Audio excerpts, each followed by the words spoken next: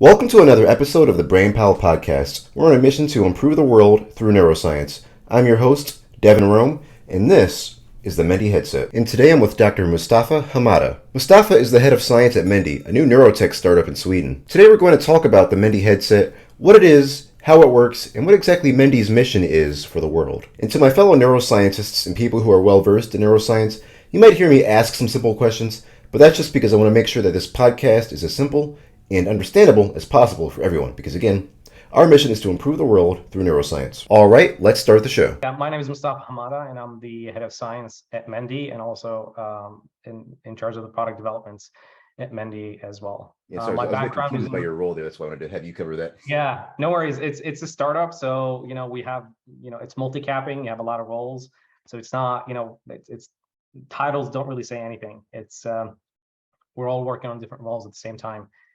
But that's basically my main focus is the research aspect, the science aspect of Mendiio, but also at the same time the product development.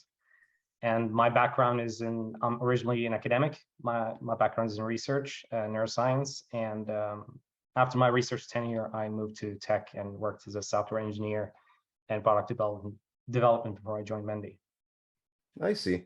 Yes, I looked at your LinkedIn and I saw that you did this bachelor's in, well, your entire educational background is super interesting. So you had bachelor's in pharmacokinetics, toxicology, and then a PhD in neuroscience and biophysics, Yep. and then a master of philosophy in experimental neuroscience.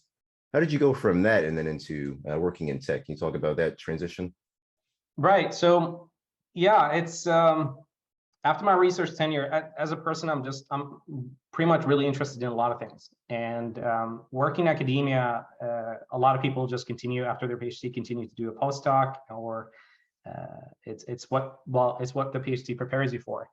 But I'm just a really curious person, and I've always been attracted to tech, and I've always been tinkering with hardware on my own time. And my PhD was also very technical in terms of working with hardware and software and data analysis. So I wanted to, take what I learned during my PhD and be able to apply it outside academia and develop product and,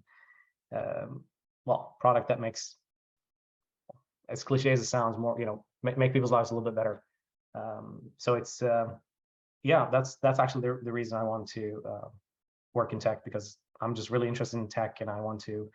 A lot of people, people say, you can be either a noun or a verb, right? And now as a scientist for the rest of your life, or a verb where you can basically do a lot of things and explore and sort of widen your vistas. I see. Pretty interesting. So can you talk then about your transition from where you were before and then how you got into Mendiio? So before, I was working for a smaller medtech company where we basically develop digital solutions for elderly care. It's a company that basically digitalized workflow of these elderly care homes, and it was really interesting. The work that we were doing was phenomenal. The team I was working with was exceptional, but at the same time, I didn't have much views of my research background, and so I was looking to be able to combine both somehow, not the product development, the software development, but also at the same time be able to apply my background into my work. I prefer the hybrid roles.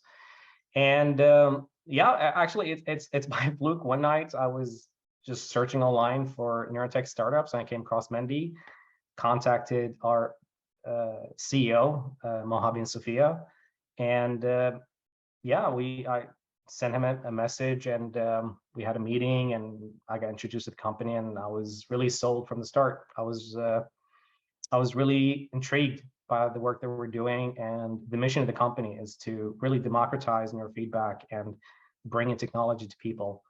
And I thought this is something that I really want to be part of. And also, our CEO is extremely charismatic, so he's very he's pretty amazing. So my immediate thought was that's the place I want to work at. I see. Now, as a scientist and as a person with a significant background in the biological sciences and neuroscience, what was it about Mendiio that appealed to you in particular? Well, because Mendy developed this, so Mendy develops this neurofeedback headband, and it's a product that really is steeped in neuroscience. And for me, after meeting the team and do some background reading on the work they're doing, I was really sold by the due diligence and the quality of the work they're doing. And that really attracted me because I saw an opportunity here where I could combine, again, my background in neuroscience, cognitive neuroscience, and also behavioral design, and be able to combine that to develop a very sort of human-centric or brain-centric product. And Mendiio is the perfect place for that. And it's a unique product too. That we don't have that many competitors when it comes to the FNIR's technology. I see. That's interesting. So speaking of the product, can you give us like a brief summary of what the Mendiio headset is? Right. So the Mendiio headset is a, to be clear, it's a wellness device, even though it uses technology that is that you can find in sort of in instruments, in research instruments that you find in clinical settings. So we use FNIRS, or functional near infrared spectroscopy. And what it is basically, so it's FNIRS is a hemodynamic method for of neuroimaging that detects the concentration of oxygenated and deoxygenated hemoglobin or blood in the neurovasculature. And it's reflective of a metabolic demand that underlies neural activity or activation. And the Mendiio device sits basically on your forehead. So we're collecting basically the blood flow or the hemodynamic signals from the prefrontal cortex. And the reason we're focused on this because the prefrontal cortex is the seat of the executive function. And that includes attention, concentration, decision-making, emotional regulation. So really all the mental faculties that runs pretty much your everyday life. So Mendiio measures these brain signals and feeds it back to you in a mobile app, both on iOS and Android. And using that basically teach you to how, well, it teaches you basically it exercises your brain basically, and exercises to increase the blood flow to your brain, also maintain focus, and at the same time avoid distractions, or learn to ignore distractions. So that's simply put what the Mendiio device does. And it's like I said, it's a wellness device, so it's not FDA approved medical device, and instead adheres to the FDA general wellness guidelines for low risk devices. I see. Now it's a neurofeedback device. What exactly is neurofeedback? Right. So neurofeedback is a type of biofeedback. It's a psychological procedure which real-time feedback of neural activation is provided to the user for the purpose of self-regulation, learning to control a specific neural substrate or neural activation, and has been shown to also change specific behaviors. So that, in essence, in a very academic way, that's what it is basically. So it teaches you. Let's say, for instance, let's say focus, for instance. This is what we're working on in Mendiio. In the game itself, when you're focused in the neurofeedback game, you can see that basically there's an upregulation.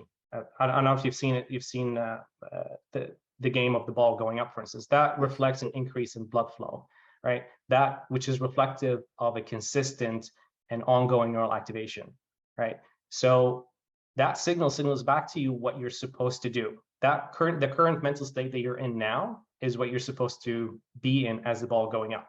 And when it drops, it means that your focus more or less dropped a little bit. It's it's almost like operant conditioning, right? Mm-hmm. When it drops, it shows you that your focus has dropped. So you have to try to teach yourself to go back to the state that you were in and to maintain the upward trajectory, more or less. And it's not really about control. It's really about learning more than anything else. And it's a journey that takes time. Like everything that you learn in your life takes time. It's nothing that you're going to nail it within the first 3 or 4 tries. It's something that takes a little bit of consistent learning and consistent training, basically. I see. So it's basically, so it sounds like I have the the training simulation that's on my phone, and I have the Mendiio device. And over time, I get better at sending blood flow to the brain, right? And then over time, Yeah. I can expect to be able to use that in my general life, my day to day. Would that be accurate? That, yeah, in essence, that's pretty much it. So it's you're learning a skill. That's essentially what it is. But one important thing that people need to understand is that, you know, the visual representation of brain activity during neurofeedback session, for instance, take Mendiio, right? It aims to guide the brain to return to a preset session goal, which is, let's say, to focus and or relax or whatever the goal is for that particular user. But as you train, you get better at it. So you don't have to think about the visual representation in order to remember how to be focused or to be less anxious, for instance. It's learned, like I said, it's essentially learning a skill. Now, your question is very valid. Well, how does this apply to everyday life, right? Well, in everyday situations, people don't have to recall, you know, the effects of training experience. The effect tend to generalize, meaning that you tend to be more stable, you know, more resilient, and you have more cognitive flexibility. The brain So uses it's kind of like when I weight lift at the gym, I'm generally stronger outside the gym. Kind of similar to exactly, that. yeah. So the brain is being trained for better self-regulation. So that's the generalization effect. And you're absolutely right. What you're saying is that, you know, when you hit the gym 3 or 4 times a week, your muscles do get bigger. Absolutely, you get more strong, more flexible. But, you know, exercise itself is a huge, well, it's a key component for a better blood flow to the brain. So when you exercise, you feel more calm, right? The effects of exercise, physical exercise, or, you know, high intensity interval exercise, you feel more calm, you're more focused, you sleep better. So that's how, basically, in essence, that's how neurofeedback works as well. Is that, yes, during the session itself, it seems that, well, how am I controlling the ball is going to help me when I put down the phone or when I finish my session. But it's not that. This is just a tool, right? It's the self-regulation that will help you live on your life afterward. You know, you become more focused. You can you're more present. You can avoid distractions. You're more calm. You're less anxious. It's all these compounding sort of effects that is the behavioral outcome neurofeedback. So for Mendiio, we're not really interested. I mean, whether it's FNIRS or EEG, doesn't really matter. We're not interested in that. What we're interested in at Mendiio is the behavioral outcome of neurofeedback. We're not interested in measuring the neural substrates or which exact circuitry in your prefrontal cortex that is important. That's not really important for us. We're not a research company. Yes. So it's yeah. So this is how, basically, just in a very verbose way, describing the sort of generalization effects. I see. So it sounds like it's a very outcome driven process, right? Exactly. But, you know, unlike exercise, for instance, after a while, the effects of neurofeedback training tend to hold, right? Yes. And because the brain is more or less a learning machine. So once the pathways that have fired together, that have been activated together for a long period of time, it learns a new behavior, this neural pattern. So eventually, with constant and consistent exercise over a period of time, it's, you know, it's the task is learned, basically. So it has an enduring, well-felt effect, basically. But the brain, like everything else, right? It's like your skeletal muscles or your body muscles. You know, you use it or you lose it. Of course. I see. Yeah. Plasticity, because it can go in the Exactly. It's for you or neuroplasticity. against you. Exactly. Yeah. Because, you know, because neuroplasticity is such an expensive process in the brain. So the brain, if you're not using a certain, you know, if you're not using certain pathways, your brain's not going to maintain it. You know, it's like having a road that no one takes. Why keep it or why maintain it? This is exactly the same sort of, that's how the brain works as well. I see. Just like your muscles will atrophy if you don't work out. Of course. I see. Now we talked about the outcomes. So can you kind of talk about what made FNIRS a good solution compared to EEG? Because we see EEG quite common with a lot of other neurofeedback devices. That seems to be the most popular, probably like 80 to 90% of them are EEG. Well, what made FNIRS do you think the right decision for Mendiio? For me, I don't think there is a right or wrong decision here. And it's important to understand that EEG or FNIRs, they're not really, I mean, every technique has a pros and cons. As far as I'm concerned, FNIRs and EEG are complementary techniques. And because EEG has been around for, longer than FNIRs. And just to explain what EEG is to your users, is basically EEG measures the brain electrical fields by electrodes, or basically antennas that are attached to your scalp. And the electrical fields are a result of basically something called electrochemical signals passing from one neuron to another. So when you have, and it's one essential part of EEG is synchrony. So it's you cannot, your brain, if you just listen to the electrical signals of your brain, you realize it's extremely noisy. There's a lot of brain chatter, and the background activity of the brain is constant. But then you have neural circuitry, a group of neurons, I mean, sometimes in the thousands and millions, sometimes, that oscillate together. Basically, they're in synchrony. And when that activity is strong enough and is synchronous enough, then you can record that. So it's basically, when these, electrical signals basically pass simultaneously in spatially extended and geometrically aligned neural population, the electrical field becomes amplified to the point where you're basically able to measure it. Now, that's basically EEG. And as you pointed out, a lot of some of our competitors, for instance, and a lot of other devices measure that too. But the issue with EEG is an extremely noisy signal. So the working horse of such devices is really the signal processing algorithm. And it depends on what you're looking for. You have to parse through, millions of traces to find a really, to basically be able to parse the signal that you're looking for. However, the EEG signals are extremely rich and they carry a lot of data. So in my opinion, I think EEG is very suitable for research purposes. But with FNIRs, the nice thing about FNIRs is that we're measuring blood flow, which is a proxy measurement to neural activation. And it's a very stable signal. It's a very, very low noise signal, and it's very consistent too. It's a high fidelity signal.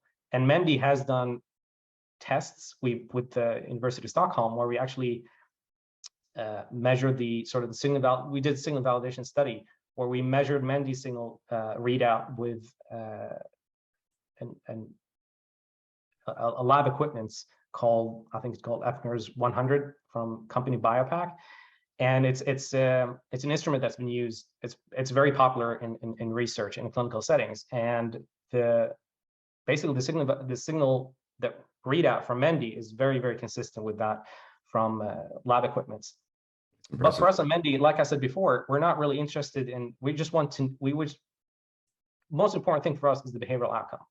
So we chose Mendiio, Mendiio chose FNIRs, the founders that developed the first product chose FNIRs because it's a high fidelity signal and it's easy to analyze and it's not as noisy and it's not vulnerable to systemic contamination, for instance, from anything that has a battery or has electricity running through it, such as lamps, screens, phones, you name it. So that's basically the reason for it. But there isn't really a clear, this is better than this. It's not really as simple as that. It's if you were to be an objective observer, it's hard to make the case that one is better than the other. It depends on the setting, the design setting. I'm sorry, the experimental design setting and what you're trying to do with that brain signal.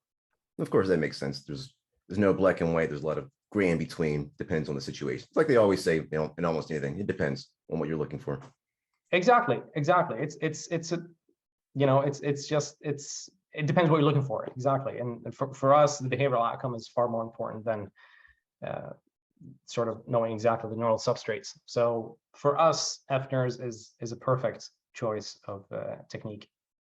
I see. That transitions well to my next set of questions. Let's talk about some of the evidence behind the Mendiio way and the science. So you talked about the study that compared Mendiio to the more expensive, I assume, research device. Have there been any other past studies on Mendiio or studies that are in process? So Mendiio itself, so the technology that we're using, Mendiio, FNIR's technology has been around for decades. This isn't something that Mendiio, invented. Yes. And the neurofeedback technique is also something that's been around for a very long time as well. But just to touch on, if I may touch on the neurofeedback Yes. for your users. Again, so over the last decade, neurofeedback has entered the mainstream culture, right? So Tobias Harris, I think, he's of the Philadelphia 76ers, basketball player. Yeah. He uses it to improve his focus. Mm. Motivational speaker Tony Robbins credits neurofeedback for increasing his ability to multitask. Though on that point, I would like to say that we tell our users that one of the communications that we come out with to our users is that you really cannot multitask. There is a neural architecture constraints that prevents the brain from multitasking, and multitasking is really bad for you, right? So the brain really hasn't changed in the past 10,000 years. It's a very serial, slow machine, and so when people credits neurofeedback for increasing their ability to multitask, it doesn't really mean that you can basically process 3 thoughts in your head at the same time. It means that you're basically basically you're minimizing the time that it takes for switching between tasks. Yeah, I've heard of rapid switching is what it is. That's the best it can get. You can get to, because it's simply, you cannot simply have 2 thoughts at the same time. We can switch between the two, but you can never keep it for a long time. Sorry, you cannot think of 2 thoughts at the same time. Yes. And neurofeedback has been on the rise in the US and here in Europe, both in Holland and in the Netherlands, and also in Germany. So practitioners across the US use neurofeedback to treat conditions like ADHD, major depressive disorder, anxiety disorder, epilepsy, traumatic brain injuries. And the FDA actually cleared a wide range of neurofeedback devices to treat those and other conditions. And the Center for Disease Control and Prevention, I think it's called, lists it as an option in the case of ADHD in children. So, it's, and also in the in the realm of research, there is a growing body of peer-reviewed articles that has investigated the efficacy of neurofeedback techniques in treating clinical conditions such as I mentioned, ADD, but also, for instance, in testing the efficacy of neurofeedback in sports performance, especially those who play golf, for instance, or baseball. So it's a technique that is new in terms of stepping into the limelight, but at the same time there is a growing evidence behind its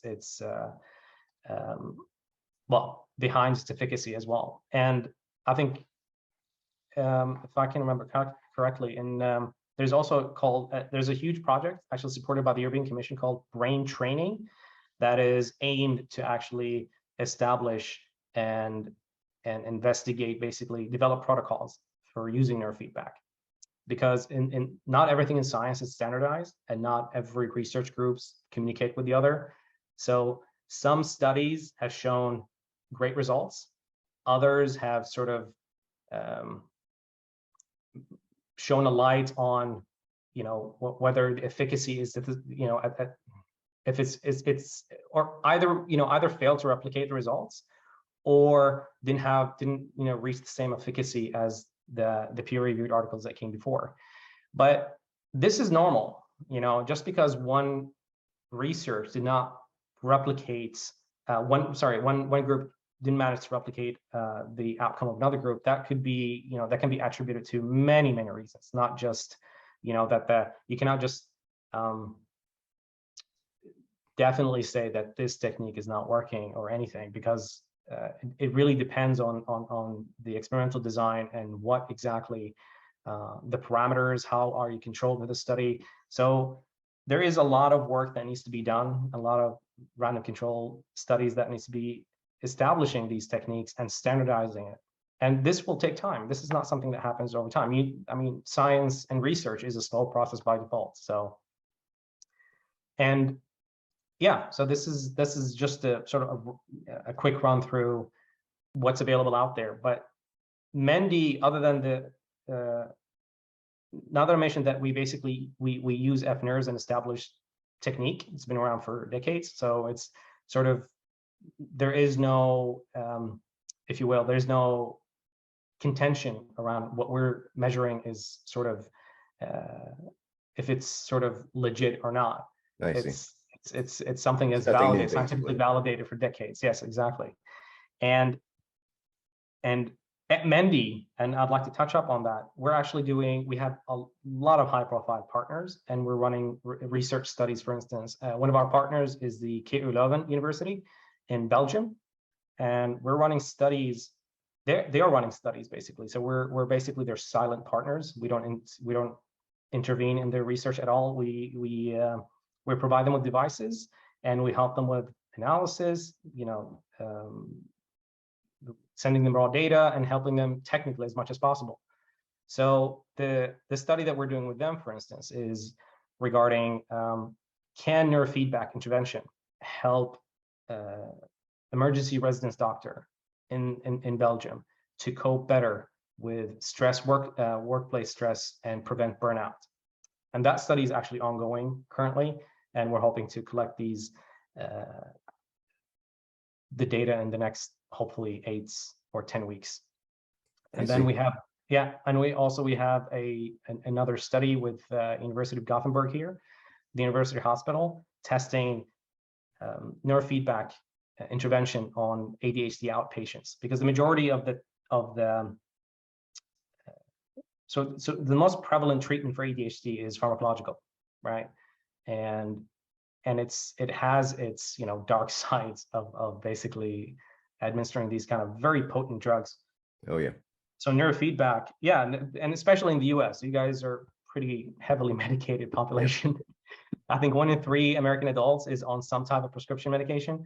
And the rise of ADD and the diagnosis of ADHD is still a little bit murky.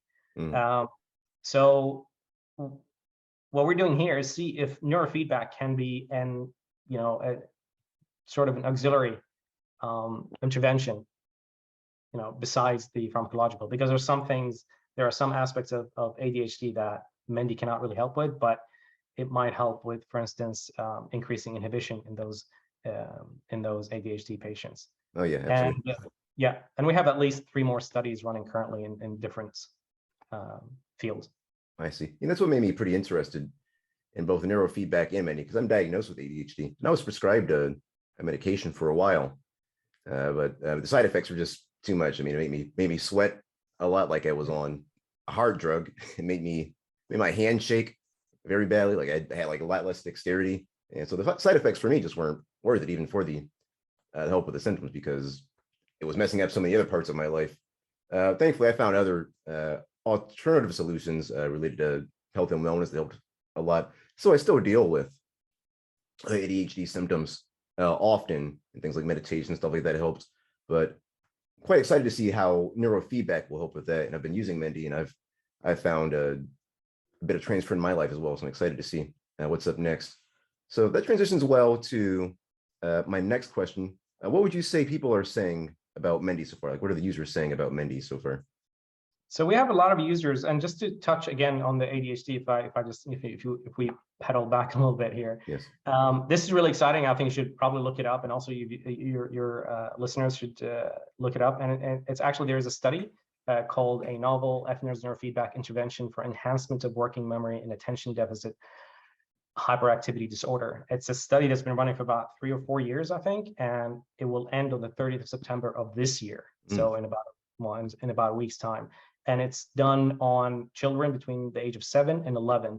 And the study is run by a group in Stanford.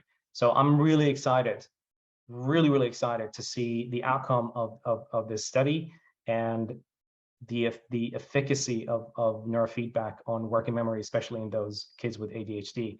So there is, there is, as much as people sometimes are critical or skeptical to neurofeedback, there are studies that there's a lot of money being poured into this technique, and And if Stanford is running that kind of study, then there's a lot of merit to that kind of technique.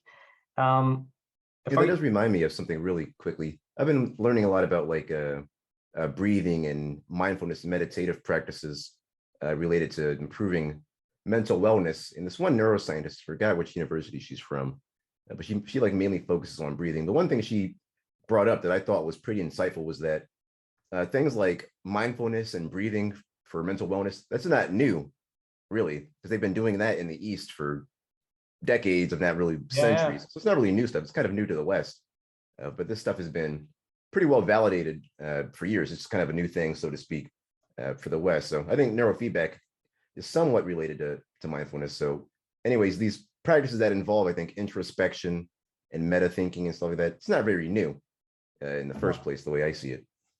The difference is, so let's take meditation, for instance. Does meditation work? Yeah, sure it does. That's indisputable. But at the same time, I meditated for a long time as well. Because I had a burnout and I had to sort of crawl out of that rut of burnout. But the difference is between, for instance, using Mendiio as a neurofeedback device is that you can actually visualize your progress, right? You can report a feeling from meditation that you feel more calm and everything, but with Mendiio, you have a biomarker of your blood flow, and if we can correlate that blood flow, you can see like the improvements over time, in terms both baseline blood flow, but also how you perform in the game itself over time. That will you can sort of correlate how well your well-being, how you feel, with the actual results. So we basically put a number on your progress. We visualize it. It's a biomarker. You can see it. It's validated with the scientific technology. So that's compared to, for instance, meditation. So I use Headspace sometimes for meditation, and it only registers, oh, you've done 10 minutes today. That's it. Yeah. Right. That's all you get from it. You've done 10 minutes meditation, but there's no scientific self-reporting way where I can actually validate that what I'm feeling is actually also reflected physiologically in me. Yes. That if I'm more focused, then maybe because my the blood flow to the prefrontal cortex has increased after using Mendiio for 8 or 12 weeks. So we're using technology to basically sort of, I don't know if this is the right way to say it, but see it as an augmented meditation, if you will. Yes. It's technologically inclined meditation almost. Yes. So there's a quote I like. Sorry. Yeah. There's a quote I like that goes, what gets measured gets managed. So I think that applies pretty well to what Mendiio is doing. Exactly. And if you can and with neuroplasticity, the independent variable, you can push it. You can perform better. You can be more relaxed. You can be more focused. That's the beauty of neuroplasticity. You're imbued with this almost superpower to actually alter your brain. And it's been debunked for a decade now. People will say, well, when you hit the age of 25, that's it. Your brain is hardwired. You'll never be able to learn a language or a skill or anything, anything difficult. But the brain, if maintained, if you live a healthy life, that neuroplasticity is with you to your last breath, basically. Yes. I remember reading about studies, and I talked to Dr. Sherry All. She wrote a book called The Neuroscience of Memory that came out, I think, last year. So I was reading some of her work, some of the recent work, and they found plasticity and neurogenesis going on into people like into their 80s. So that's just one case. And I'm reading another book called the pretty famous book, The Brain That Changes Itself. And the author talked about some of the plasticity research from like the 80s and 90s and before. A lot of it just wasn't published because if you had plasticity in the title, I'd either remove it from the title or you didn't get published. Or if you had plasticity in your work, it was like, no, we don't. That's not what the mainstream agreed with. So if you had plasticity, or if you're researching plasticity, you're almost like a black sheep in the brain sciences, and until relatively recently, until it was basically proven beyond a shadow of a doubt that this stuff still happens. But yeah, people try to deny plasticity for decades, basically, which I thought was crazy. Yeah, no, it's in your hippocampus, for instance, involved in consolidating, forming and consolidating memory. Neurogenesis is well and alive there. Especially, it's been found in people who are up to 75 years old. I think there is a study that showed that. But also at the same time, it is known beyond reasonable doubt that, aerobic exercise or, running or weightlifting, especially, leg work in the gym, actually increases neurogenesis in your hippocampus. So your brain is not just, you hit 25 years old and that's it. It's down, it's a downward spiral from there. It's not. It's incredible what your human body can achieve if you really take care of it. Absolutely. Okay, so let's transition back to where we were. We almost got off the track. So what are users and customers saying about Mendiio so far? What kind of things is the Mendiio team hearing? We work very closely with our users, and both for product development, but also everything they write to us or anything reporting from bugs or, in the app, or some of them just writing emails saying to us, for instance, that it helped them with, for instance, being able to focus, be more present, after using Mendiio for 8 to 10 weeks. We've had parents who wrote to us, for instance, saying that they've used it, they've bought Mendiio for I think one parent for their child who has ADHD, I think, and she said herself that it has helped to increase sort of inhibition of because one of the issues in ADHD is the lack of inhibition. So that's why you keep switching tasks all the time and cannot focus on anything. But it seems that Mendiio, neurofeedback of using Mendiio, has helped that their children would actually increase inhibition. They're more present. They can actually sit and have a conversation without having to be distracted by environmental stimuli. So really the flood of users writing to us, it's been a mix, anything from improved sleep, improved focus, more grounded, less anxious, more focused. So it's really been it's a mixed basket of positive feedback, and we expect that, because all these positive feedbacks has been related to a better blood flow and more consistent training of the prefrontal cortex. So it's really inspiring to see that, and it makes us really happy, and it's a reminder why we're doing this in the first place, and also gives us a lot of energy to improve and the product and adding more features and releasing more training experiences and so on. So it's really been a mixed basket of reporting that's been positive from our users, and we have up to 20,000 users, and we're growing constantly. So it's very inspiring. We're happy about it. I see. Pretty awesome. So about how long does it take to see results from Mendiio approximately? So we recommend that people use Mendiio at least 3 times a week. We're trying to nudge them to use Mendiio for about 10-minute sessions or 15, and maybe start easy with 5-minute sessions, but 3 times a week for at least 6, 8, 10 weeks. But it's also important to understand that the behavioral outcome of neurofeedback is subjective. There's no recipes that are going to work for everyone. But what you can make sure of is that you stick to that routine, and you make it a habit, and try to challenge yourself too.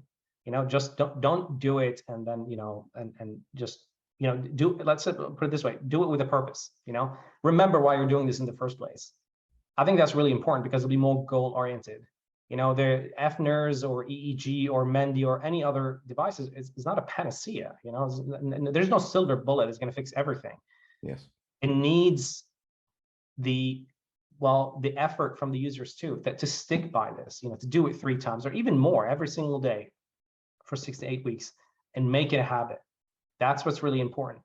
But the majority of our users are reporting after 8 to 10 weeks. They usually report some behavioral changes, or basically some effects in their everyday lives. Anything from I see. So it sounds kind of like exercise, where I can go to the gym and then bench press for 1 day or do it for 2 weeks. But if I stop for 3 months, I might not see many gains if I just go work out. Of course, yeah. And if you stop, and even if you let's say you get a 6-pack and you stop, what happens? Well, they will disappear. Your muscles will atrophy. And this is the same thing as well. This is, it's been such a huge focus in the past decade, with the gym movements and everyone hitting the gym and so on. And you have to experts and practitioners and coaches saying that, well, the solution to everything is, better physical health. Sure, yeah, it's part of it, right? So we're at Mendiio, we're trying to shine a light on the fact that this, this lump of fat and water in your head also needs training, right? And what are you other than a brain and a body that carries it around? That's who you are. Yes. And so it's really important that just like you hit the gym and make a gym a habit, and exercise or running, whatever it is, in whatever format your physical exercise, in whatever format it is, neurofeedback and brain training is just as important there too. It's something that you need to do constantly. So, and this is what we tell our users. It's not just doing it for 8 weeks and you're set for life. There's no such thing. I wish. I see. So a lot of people in my audience, they're citizen scientists or they're tinkerers. Does Mendiio plan to allow access to some of the raw FNIR's data eventually? So currently, we only grant access to data to our partners, research partners, and because we currently we still have not built a platform to allow everyone to have access to the data. And because of our different priorities that we have right now, that we're focusing mainly on developing the product and delivering the best results possible to our users. And I agree, a lot of biohackers and what you call tinkerers, for instance, they want access to that data, and we hear them. And everything that everyone who writes to us, whether it's on Facebook or via mail or you name it, all these things are all this feedback is is collected and tabulated, and we go through it and we try to prioritize and see how we can bring more functionality and more value to users, and in what shape, and what kind of feature, depending on this feedback, can we develop to address their needs. So currently, to those who want access to the data, we hear you and we are fully aware of that. It's all I can say, it's in the works, but we will definitely develop infrastructure, hopefully next year or the year after that, where our users can have access to their data and download it as a CSV file or visualize it in a dashboard. But for now, we're only sort of, catering to our research partners because that's our priority at this point. I see. Yeah, that makes sense. I mean, you can't do everything at the same time, especially as a startup. Exactly. Yeah, exactly. And we're a small startup and we're a small team, so it's you can only stretch yourself thin, so to a certain point. I see. That transitions well to my next question. What are some of Mendi's main goals for this year? I mean, I guess to wrap up this year and the next 12 months. So for this year, we're working on making 2 releases. We're changing the UI a little bit, improving the user flow design, but most interestingly as well is that we want to get to know our users better. So there'll be an onboarding feature where people actually can state clearly their goal with using Mendiio, so we can actually customize the experience for them. But what's more exciting is we're adding 2 new gaming experiences at Mendiio in the Mendiio app. And that's our sort of short-term plan for now, and I can't really reveal that much for next year. We still have to we try to not to communicate it too much, but we have a lot of things in the works, and we want to make Mendiio a one-stop shop for brain health in general. I mean, the neurofeedback aspect of it is just a tool, right? And we want to make Mendiio a place where people can learn about brain health, learn how to develop habits, use neurofeedback for their own benefits, and we're trying to be more or less build an ecosystem. Yes. For Mendiio. We aim not to make Mendiio just another sort of. I mean, there are a lot of competitors out there who just have they have a headband and an app, and it's just a gadget, right? Yeah. What I love about Mendiio is that everything we do is scientifically validated, and it might come across as why haven't you released this kind of feature? Why haven't you released this kind of feature, for instance? And this reminds me of one thing. I think it was an interview. an interview with one of the Apple executives, product executives, and they asked him, well, why haven't you developed a better weather app for iOS? And his answer was, and I really espoused that kind of thinking, was, well, we haven't found a good way to do it, right? They're working on it, but they had, if they want to do it correctly, it takes time. So they would rather get it right from the get-go than, just release a game or release an app or an app feature or release whatever. So this is what we're doing at Mendi. Everything we do, it really takes, we do our due diligence. I mean, with the game experience, for instance, we don't just want to develop a game. We want to develop a game that is optimized for neurofeedback. We have competitors, for instance, who develop games which are really, I think it's a too reductive of a game when it comes to neurofeedback, because neurofeedback is not just a game. We have a stringent criteria at Mendi for what needs to be incorporated in the game itself to make it ideal for neurofeedback. It's not just a racer car, basically, game or a 2D game. We want to make it as immersive, as meaningful, and as goal-oriented as possible. And that's why I think it's the best way to do it is, we take our time and we release, a feature or a functionality or a gaming experience when we know that we've got it right. I think that's what's more important than just developing a game. And that's what really attracts me to Mendi in the first place, and the team at Mendi, which are probably the best people I've ever worked with. So without rambling too much, this is what I see Mendi going forward. This is our mission. This is what we want to do, is become an ecosystem for brain health, a one-stop shop with a lot of features, with a lot of content, with a lot of helping people develop habits and also take care of their brain. So that's our mission, and I'm absolutely certain that we'll get there soon enough. I see. Yeah, I was going to ask what Mendi's mission / what impact it wanted to have, but I think you covered that pretty well. So that helps me transition to the next question. Let's say I want to work in neurotech for a company like Mendi, or I just want to work in neurotech and help with this sort of thing, with this sort of industry to improve the world and improve mental wellness.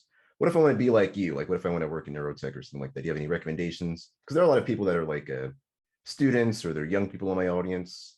So maybe you talk about like maybe what should we major in, or what to do outside of school if you want to be like you. Well,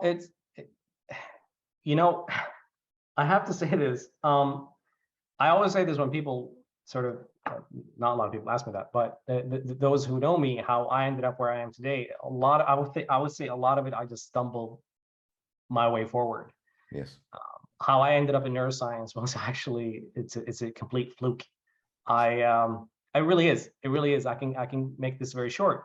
I was supposed to apply. When you do your bachelor in the UK, you have to do a senior project in your final year, and let's just say I was lazy. I think that's the word. And all the projects that were put in the student portal, they were taken because I was too late and I didn't bother to check the student portal to choose a project. So there was one left, and I kind of have to take it. And I showed up at the professor's office. Her name was Marlene Bartos, and she was a neuroscientist from Germany. Literally, I just said, "Hey, this is me. I'm supposed to do a project in your lab," and it was in neuroscience. And it really, it's pure luck because I had no idea what I wanted to do. Yeah. So I got into it, and I loved it. She works with electrophysiology, so sort of working with the biophysics of neural signaling. And I just fell in love with neuroscience, and I continued to do a master's and moved on to do a PhD as well. And then I think it's what helped me with getting into tech is the fact that during my PhD, we did a lot of, numerical modeling, data analysis. So you're sort of, I was already have this baggage of the most sort of, if you will, afterthought skills in tech currently, and that is that's data, that's development, that's software development. So it was easy for me just to sort of come in and basically in tech, if I were to, for instance, do something else that is not sort of technically inclined. So I think it really depends on, if someone wants to work in neurotech, it depends on what kind of role they want to work in. Yes. If they want to work in software engineering, then, do developments. If you want to work in behavioral design, then, do design and then take courses in psychology, basically. You need to understand how the human brain works so you can actually develop a product that is human-centric, that's brain-centric. You need to understand how the mental faculties of human beings work. I think that's really important. This is what we're trying to do here as well at Mendi, is that we have a lingua franca at Mendi. We all know, we have a common language where we understand when we talk about Mendi and the executive functions and the mental faculties, we're all sort of aligned. So it's having this baseline understanding of, well, neuroscience and psychology. So I think it really depends on what you want to do in the first place, and what role you want to work in neurotech. If you want to work in R&D, then my suggestion is to, go with software engineering and hardware development. I think that's the most, that's what you end up doing if you want to do R&D, for instance. Take, for instance, Neuralink, Yes.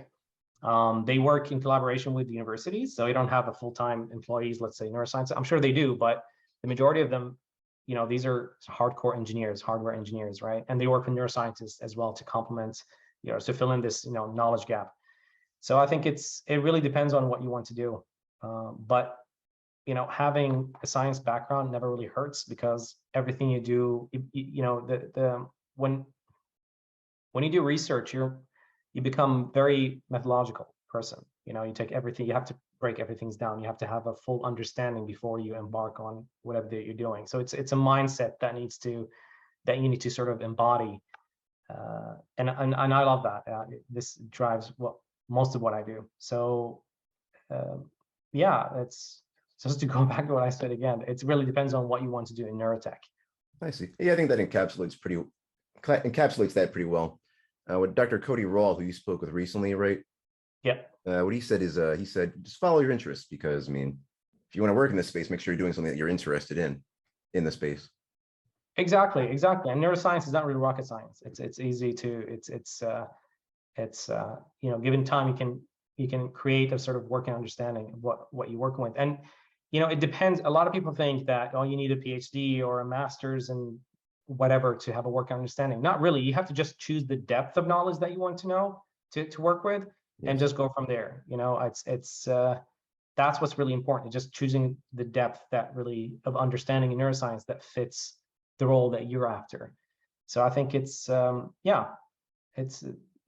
like Cody said, just follow your interests, and you'll be surprised where you end up. I see. It sounds like that's kind of what you did, or your interest plus. I did. I was very fortunate, actually, to have strokes of luck, to be honest, because but it worked out for me. And I now work with an incredible team, an incredible startup with amazing bosses. So I guess I'm very, very fortunate. I see. Very nice. Okay, so that wraps all my questions up pretty well. If I want to learn more about Mendi, where should I go on the internet, or where do I go to learn more about Mendi? Well, you can follow our Instagram account.